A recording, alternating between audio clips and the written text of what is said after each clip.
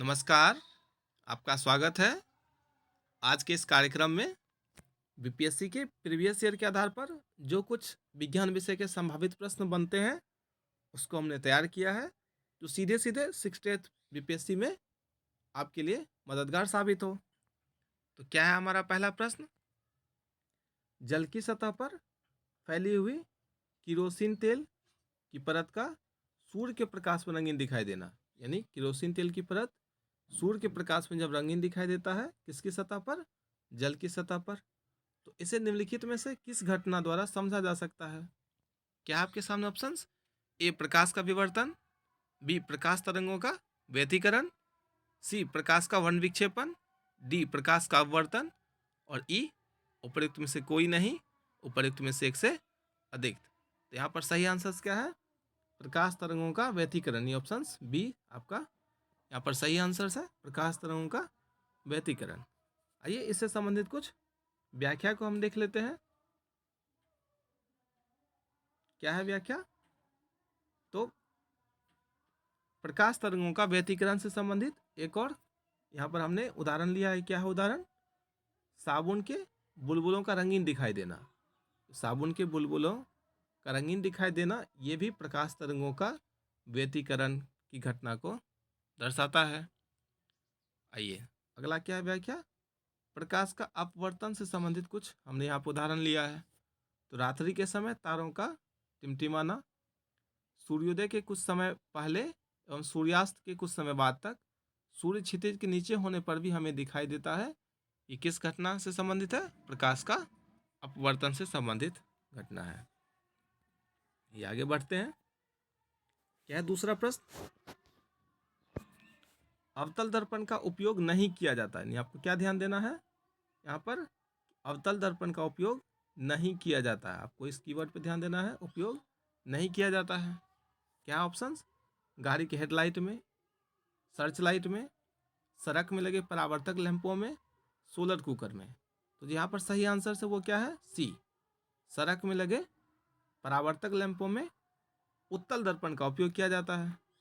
इसलिए आपका सही आंसर क्या होगा यहाँ पर? सी, सड़क में लगे परावर्तक लैंपों में। बाकी के ऑप्शंस को देख लेते हैं। क्या है? ये गाड़ी के हेडलाइट में कौन सा दर्पण? अवतल दर्पण। बी सर्च लाइट में अवतल दर्पण और डी सोलर कुकर में भी अवतल दर्पण। यानी आपके सामने जो ऑप्शंस है, गाड़ी के हेडलाइट में, सर्च लाइट में और सोलर कुकर में, ये तीनों संबंधित है अवतल दर्पण के उपयोग से। और जो आपका ऑप्शन सी है वो सड़क में लगे परावर्तक लैंप, वो किससे संबंधित है? उत्तल दर्पण से संबंधित है ये। आइए आगे बढ़ते हैं। निम्नलिखित में से कौन सी सदिश राशि, यानी आपको बताना है कौन सी सदिश राशि है। क्या ऑप्शंस? ए बल आघूर्ण, बी कोणीय वेग, सी त्वरण, डी चाल प्रवणता और हर बार की भांति ई। तो क्या है यहाँ पर सही आंसर्स? यहाँ पर आपके सामने जो ऑप्शंस है वो सभी सदिश राशि है। यानी बल आघूर्ण भी सदिश राशि है, कोणीय वेग भी सदिश राशि है, त्वरण भी सदिश राशि है और चाल प्रवणता भी सदिश राशि है।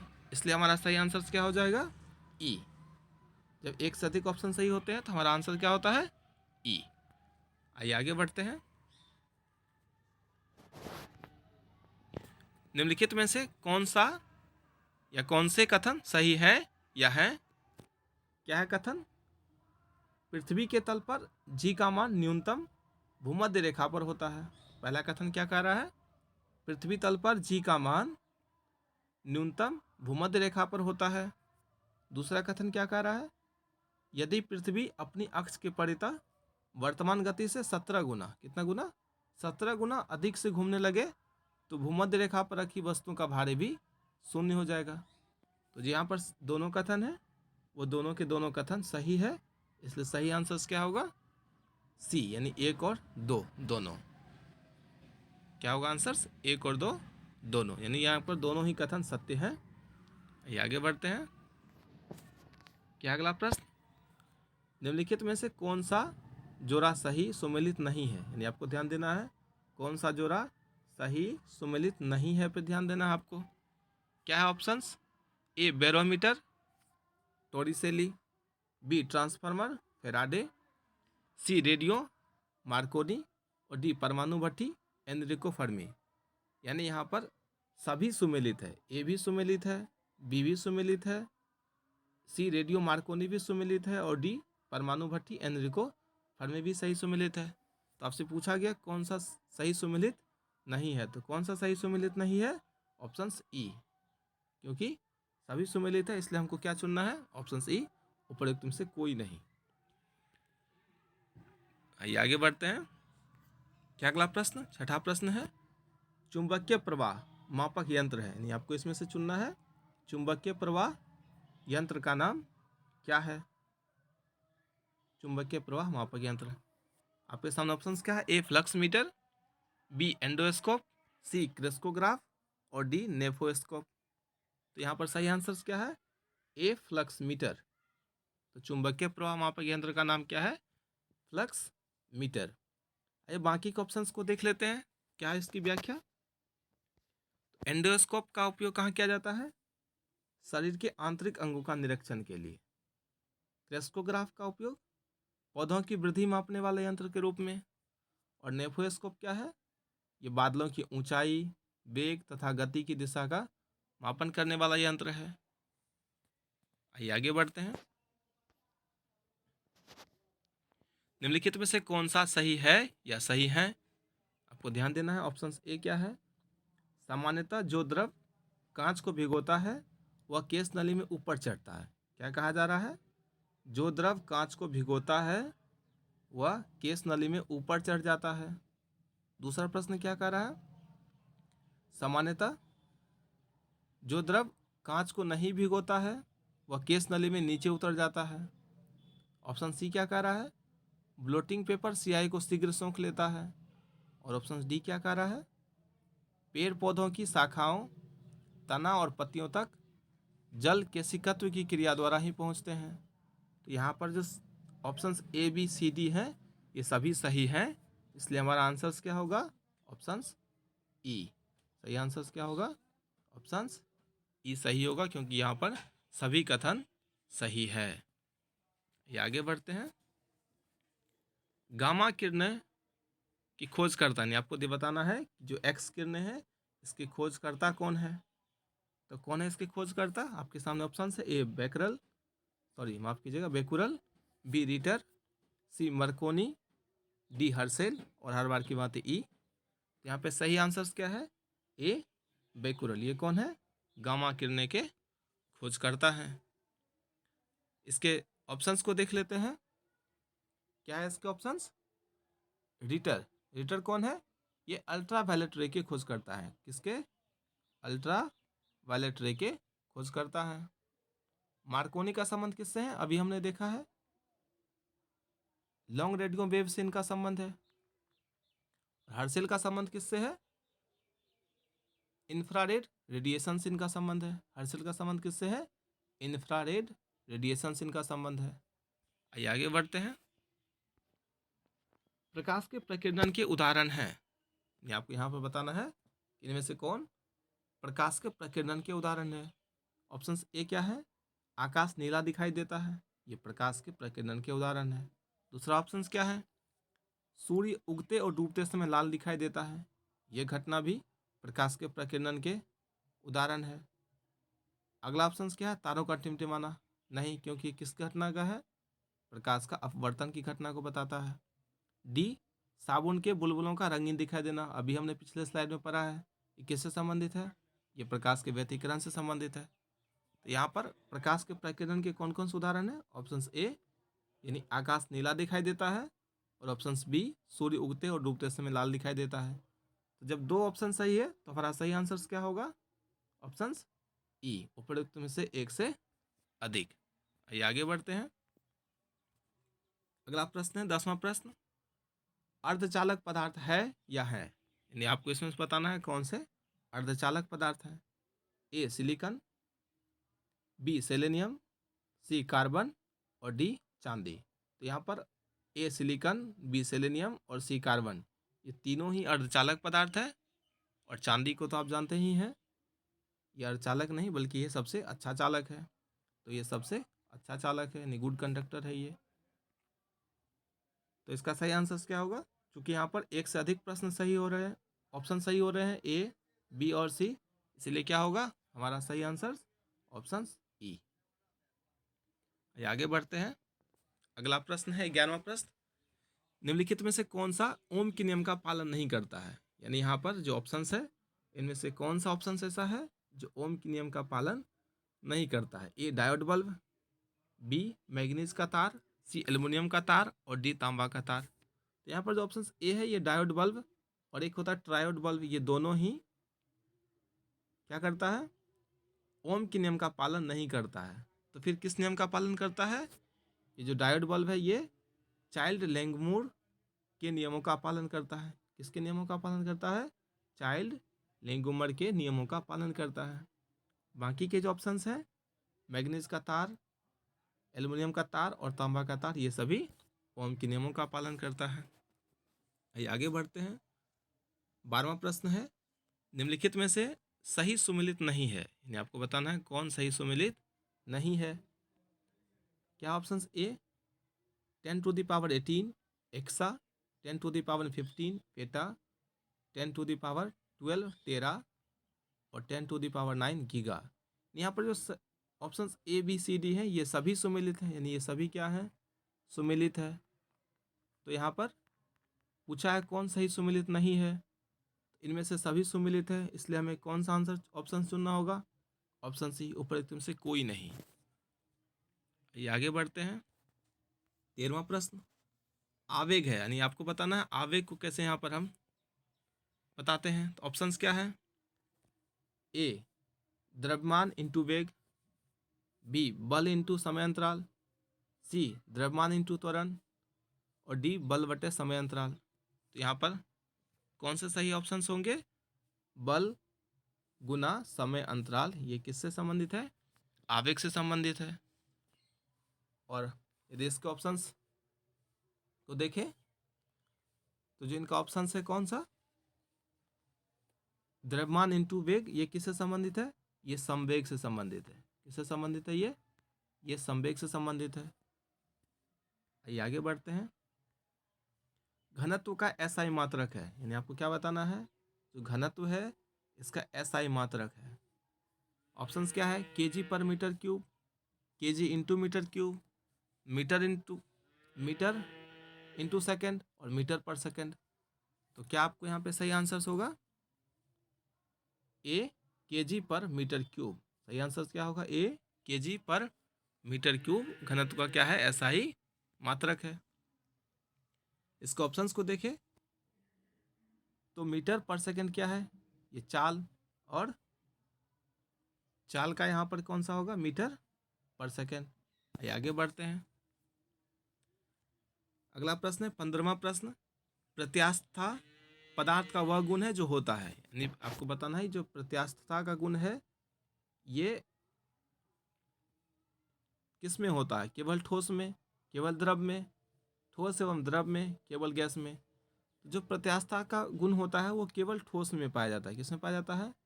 केवल ठोस में पाया जाता है। किसका गुण? प्रत्यास्थता का गुण।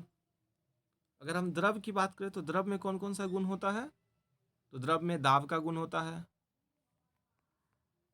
और प्लवन का गुण होता है।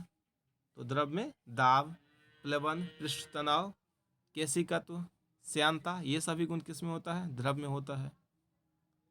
तो यहाँ पर जो हमारा सही आंसर है वो क्या है? प्रत्यास्थता का गुण केवल ठोस पदार्थों में होता है। आगे बढ़ते हैं। 16वां प्रश्न। निम्नलिखित में से कौन सा कथन सही है या सही है? क्या है कथन? ए ठोसों में श्यानता नहीं होती है, एकदम सही, क्योंकि ठोसों में श्यानता नहीं होती है।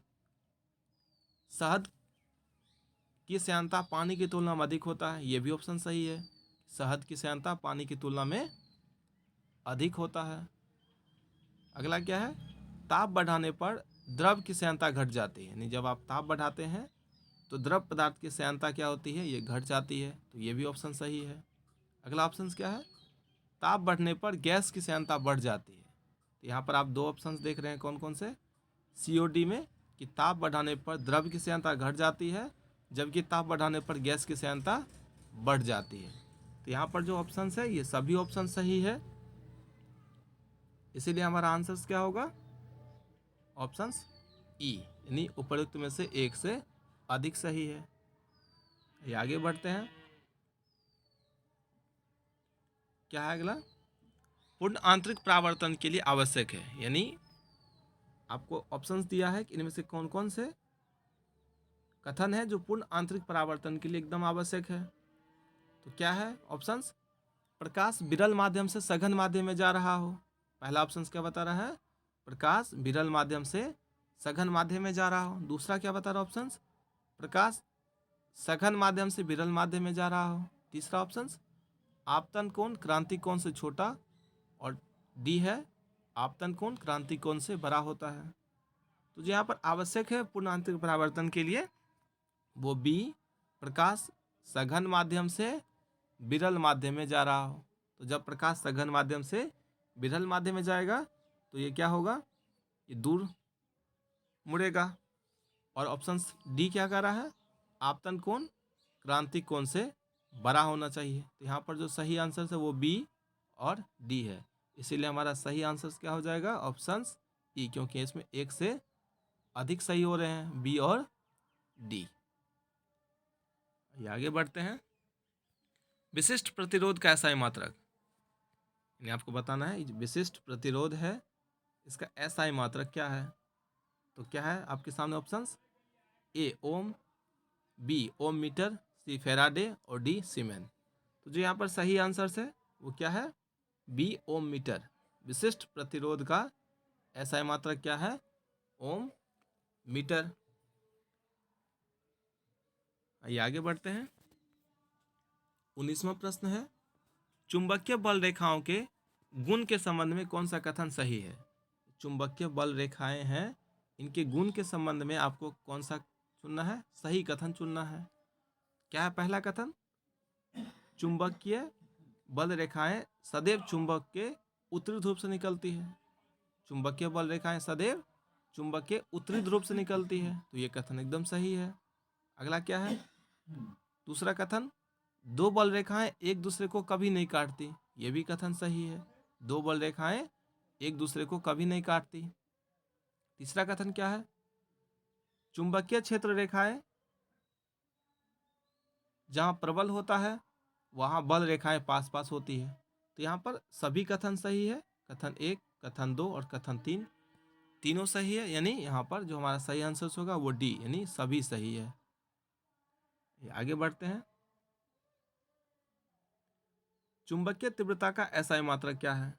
यानी जो चुंबकीय तीव्रता है उसका एसआई मात्रक आपको बताना है। क्या ऑप्शंस? ए टेस्ला, बी गॉस, सी वेबर और डी ल्यूमेन। जो यहाँ पर सही आंसर है वो क्या है? ए टेस्ला। टेस्ला क्या है? चुंबकीय तीव्रता का एसआई मात्रक है। ऑप्शंस को देख लेते हैं। गॉस किससे संबंधित है? ये चुंबकीय क्षेत्र से संबंधित है। किससे? ये चुंबकीय क्षेत्र से संबंधित है। और ऑप्शंस को देख लेते हैं। सी यानी वेबर, ये किससे संबंधित है?